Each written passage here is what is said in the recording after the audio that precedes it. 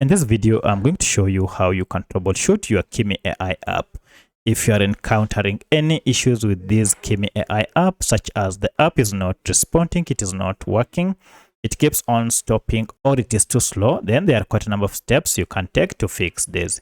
If this video helps, please like and subscribe to this channel.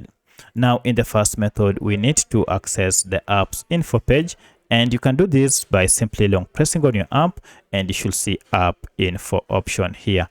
However, if this option is not available, then you should see a settings gear here, or even the name of the app.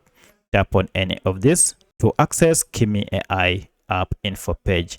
At this point, first we want to force stop the app by tapping on force stop, and then go to clear data here and click on clear cache, and finally OK.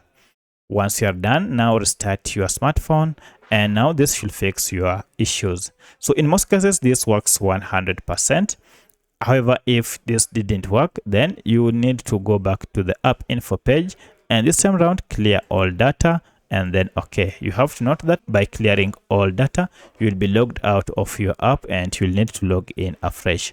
However, if this didn't work, then we need to find out if we have an update through Google Play Store if you're on Android, or App Store if you're on iPhone. So I'm on Android, and as you can see, I don't have an update. But should you have an update, then update your app to the latest version. By updating your app to the latest version, you'll be able to get the latest version that is supported and that you can use without issues.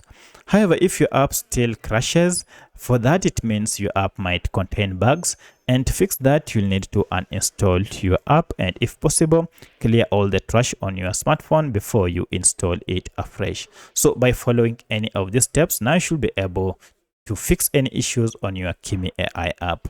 If you have any other question, kindly let me know in the comment section. Otherwise, thanks for watching, and let's meet in the next video.